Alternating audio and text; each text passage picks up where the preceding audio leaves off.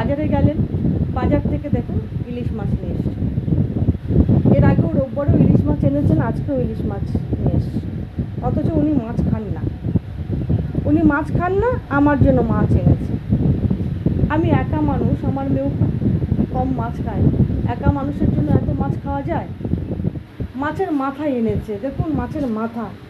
এই মাছের মাথাটা যে এনেছে, এটা 28 কেজি ওজনের কাতলা মাছের মাথা এনেছে। 3টে মানুষ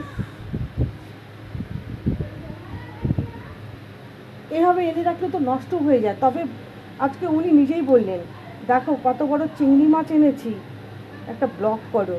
দেখুন কত বড় চিংড়ি মাছ। এই যে মাসি, আমার বড় জায়ের মা হাতে দিয়েছি, দেখুন চিংড়ি মাছটা। মাসি, এরকম চিংড়ি মাছ দেখেছো? হ্যাঁ হ্যাঁ দেখেছি। তোমার পুত্র এনেছে, দেখো কত বড়। ওজন কত হবে বলো তো? এরকম করে ধরো, দুটা দিয়ে ধরো, দুটা দুটা ধরো, দুটা হাত, দুটা পা ধরো, দুটা পা ধরে দাঁড়াও। হ্যাঁ, কতটা ওজন হবে বলো তো মাসি? বলতে পারবো না? দেখুন কত বড় চিংড়ি মাছ, মোটামুটি 1 ফুট লম্বা হবে, তাই না মাসি? আর এর পাগুলো দেখেছেন? মাসিকে ডেকে আনলাম যে মাসি তুমি ধরো, তাহলে মাছটা ভালো দেখা যাবে। দেখুন এত বড় চিংড়ি মাছটা এনেছে তোমার পুত্রা, তাই না? ভাবো, এত বড় চিংড়ি মাছ। না কাটি নাই, আজকে তো রান্না করবো না, তাই আজকে কাটবো না। আজকে রান্না করবো না তো জন্য কাটবো না, রেখে দিব, গোটা যেদিন রান্না করবো সেদিন কেটে নিব। দেখুন এই পাগুলো দেখেছেন? এই পাগুলোর ভেতরেও ও কাঁটাটা চাচতে হয়। ও তাই নাকি? আমি তো ঠিক জানি না, মাসি বলল তাই। হ্যাঁ, আমি করে দিতাম না, মুসুর ধান তো আগে বেশি আনতো, কিন্তু আনে না ওগুলো।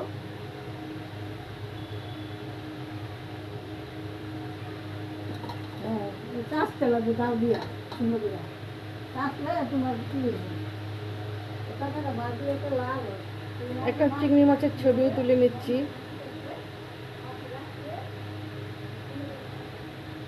এই প্রথম এত বড় চিংড়ি মাছ বাড়িতে নিয়ে এলো।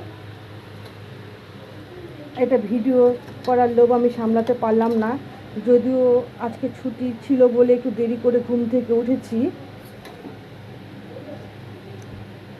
না হলে এই সময় আমার রান্না হয়ে যায়। এগুলি গুছোতে আমার 1 ঘন্টা সময় লাগবে। আবার ভাবছি দোকানে যাব, দোকানে যাওয়া হবে না, সময় দিতে পারবো না হয়তো, এই সব করে আর দোকানেও সময় দিতে পারি না। এটা হচ্ছে ছোট চিংড়ি মাছ।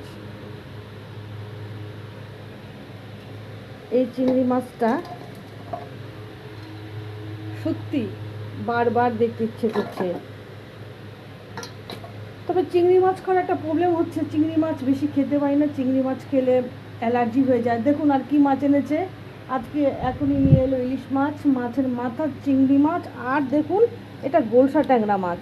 না না না, এটা গোলসা ট্যাংরা না, এটা একটা, হ্যাঁ হ্যাঁ গোলসা ট্যাংরা মাছই হবে। এই পাশে বিহারের ডক নদীর থেকে এনে রেখেছে, অনেক সকালে এনেছে, এখন আমি গুছিয়ে উঠতে পারিনি।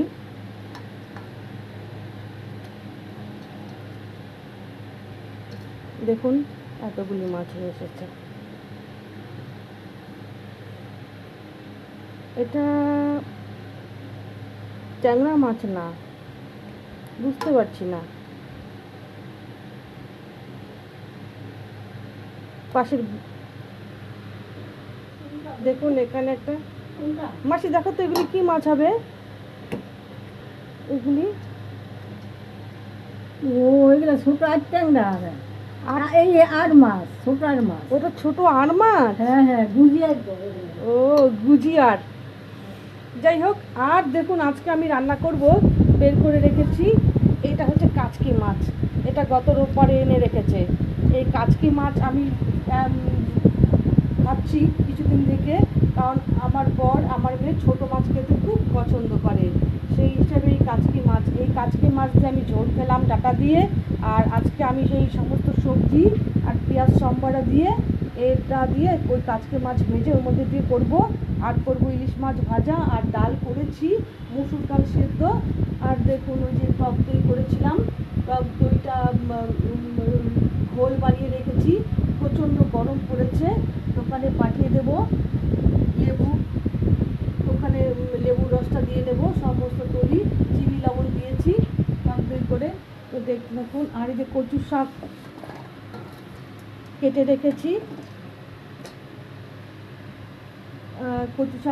রেখেছি, আজকে সিদ্ধ করে রাখবো।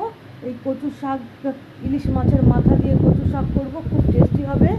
ঠিক আছে, দেখতে থাকুন বন্ধুরা, সারাবেলা টিপস। ব্যস্ততার জীবন, প্রতি মুহূর্তের জীবন তুলে ধরে রাখতে চাই, কিন্তু এই ব্যস্ততার কারণে এই ব্যস্ততার জীবন আর তুলে ধরা হয় না। দেখতে থাকুন সারাবেলা টিপস, আর দেখুন আমার পর আমাকে কিভাবে ব্যস্ত রাখে, আরও বেশি বেশি বাজার করে, বেশি বেশি কাজ করে, আমাকে বসে থাকতে দেখতে পারে না। এক মুহূর্ত যদি এসে দেখে আমি মোবাইল নিয়ে বসে আছি, তাহলে ও পাগল হয়ে যায়, কি করবে না করবে কিছু বলতে পারে না, ছটফট করতে থাকে, আর এসব কাজ এনে আমাকে রাগিয়ে দেয়। ঠিক আছে, দেখতে থাকুন সারাবেলা টিপস।